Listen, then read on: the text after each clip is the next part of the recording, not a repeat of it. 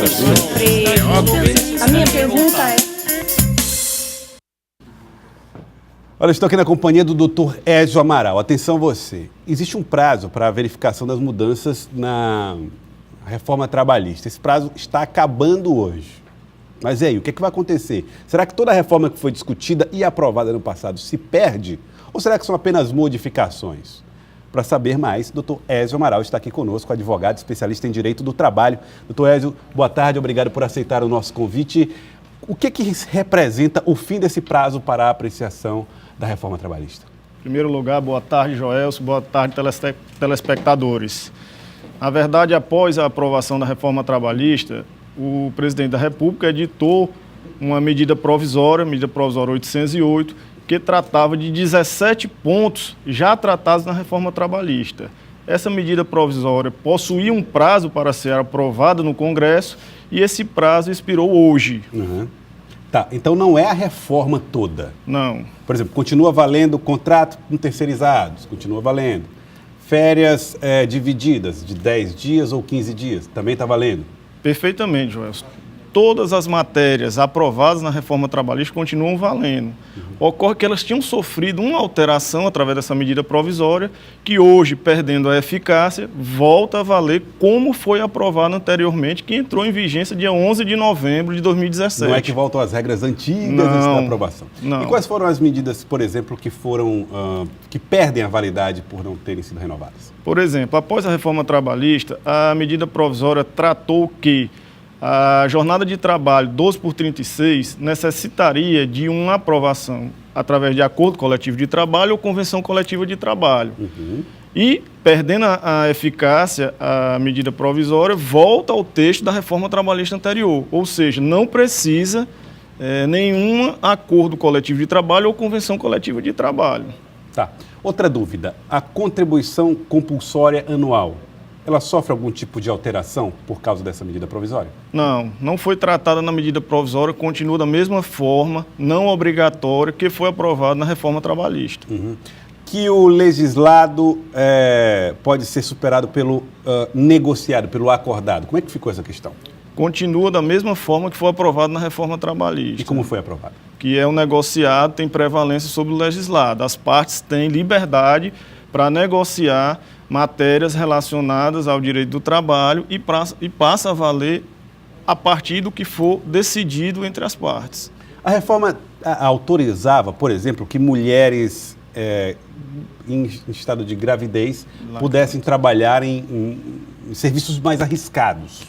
Como é que ficou isso após essa decisão? Esse ponto, nos trabalhos insalubres, a mulher grávida ou lactante poderia trabalhar normalmente, só sendo afastada em caso de um atestado médico. A medida provisória veio regulamentar essa matéria, dizendo o seguinte, que não se permitiria mulher lactante ou grávida trabalhar em ambiente insalubre. Com a perda da eficácia da medida provisória, volta ao que era anteriormente e foi aprovado com a reforma trabalhista. Ou seja, foi uma perda para, no caso, as mulheres lactantes ou gestantes. Sim.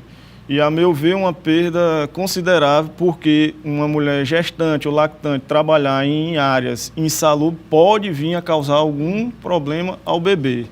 E a medida provisória corrigiu isso, porém, com a perda de eficácia, volta ao que era antes. O que é considerado um ambiente insalubre de trabalho, por exemplo? Ambiente com muita poeira, barulho, é considerado insalubre. Produtos químicos, por exemplo? Produtos químicos. Perfeitamente. Isso pode colocar em risco. Que outro ponto da reforma acabou sendo prejudicado porque a medida provisória deixou de valer? Que o senhor considera mais relevante? A questão do trabalho intermitente, do contrato intermitente. Com a medida provisória, criou um período de 18 meses para que pudesse contratar um empregado que fosse demitido na condição de terceirizado. Com a perda da eficácia da medida provisória, acaba esse prazo necessário. Seria uma vacância, um período, uma quarentena que foi estabelecido pela medida provisória. Que aí acaba voltando à regra anterior. Perfeito. Agora, doutor Ézio, havia uma preocupação da própria Justiça do Trabalho em relação aos julgamentos que viriam depois da aprovação da reforma trabalhista? Dificuldade de entendimento, um prazo para que se houvesse uma compreensão do juiz em relação às novas regras. O que é que os advogados trabalhistas têm percebido em relação à confusão que se faz com as regras novas? Olha, com essas novas regras, existe uma certa insegurança jurídica devido à aplicação por esses magistrados, né? Alguns magistrados entendem que as novas regras devem ser aprovadas logo a todos os contratos vigentes e outros magistrados entendem que não. A medida provisória corrigiu esse ponto, dizendo que a Lei 13.467 seria aplicável a todos os contratos vigentes. Com a perda da eficácia, vamos aguardar o que vai ser decidido. A meu ver, a reforma trabalhista ela é sim aplicável a todos os contratos de trabalho vigente. Isso não tem confusão. Contudo, a formação jurídica causou certa insegurança nesse sentido. Vocês não sabem ao certo como os juízes decidirão sobre isso? Perfeito. Vai ser necessário chegar ao Supremo Tribunal Federal para que se tenha um entendimento real das mudanças? Olha, o Supremo Tribunal Federal é o guardião da Constituição, é que diz se a norma é constitucional ou não. Vai haver, já está tramitando no STF matérias relacionadas à reforma trabalhista e nós devemos aguardar para ver qual vai ser o entendimento do STF. Mas seria a constitucionalidade da reforma e não sobre pontos específicos da reforma? Pode sim tratar de pontos específicos, desde que estejam em dissenso com a Constituição Federal. Tá certo. Eu queria agradecê-lo, doutor Ézio Amaral. Muito obrigado pela participação conosco aqui no Jornal do Piauí. Eu que agradeço, já estou à disposição para esclarecer ao público.